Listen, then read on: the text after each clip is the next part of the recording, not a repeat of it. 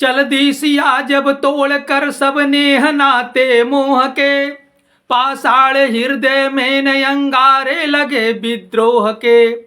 ममता मई माओ के आंचल भी सिमट कर रह गए, गुरुदेव ज्ञान और नीति के सागर भी घट कर रह गए। याद रखिएगा, जब नारी सताई जाएंगी तब विनाश का ही उदय होगा, विनाश का ही जन्म होगा। सारा मान मर्यादा प्रतिष्ठा नष्ट हो जाएगा। नारी देवी है, मां है, ममता का महाकाव्य है, मां का वह स्वरूप है। उन्हें सताना मत।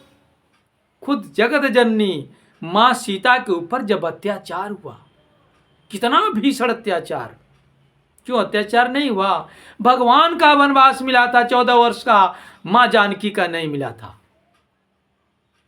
पिताजी उनके जनक जी राजा, यहां तक कि भगवान के पिता यानी मैया के ससुर जी दशरथ जी संदेशा भेजे थे कि ठीक है सीता को ही ला दो, मेरा प्राण बच जाएगा।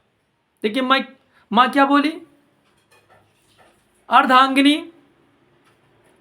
जब विवाह हो गया, दाम्पत्य जीवन में हो गए, तो पति के साथ रहूंगी।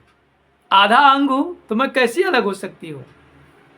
मैं आपसे पूछना चाहता हूं, उस समाज से पूछना चाहता हूं, क्या यह जो है निभाने का अधिकार, दायित्व सिर्फ स्त्रियों को है, पुरुष को नहीं है? मर्यादा पुरुषोत्तम कहे जाने वाले हमारे प्रभु भगवान, जब उन पर विपत्ति आई तो मां जानकी संग छोड़ी नहीं, चल दी साथ में वनगमन को। यातनाएं पीड़ा जाने क्या क्या झेलना पड़ा। और जब मां का वनवास हुआ, तो मर्यादा पुरुषोत्तम को भी तो जाना चाहिए था। अरे राज्याभिषेक कर दिए होते किसी का, कौन है जो बात नहीं मानता, और चले गए होते। लेकिन ये नहीं गए। हाँ, उन्होंने वैसा जीवन जिया अवश्य महल में रहकर, लेकिन गए तो नहीं, मां को अकेले ही जाना पड़ा। और राज्य घराने में रहकर जो बच्चे शिक्षा लिए, और मां के 2 लाल लव और कुश गुरुकुल आश्रम में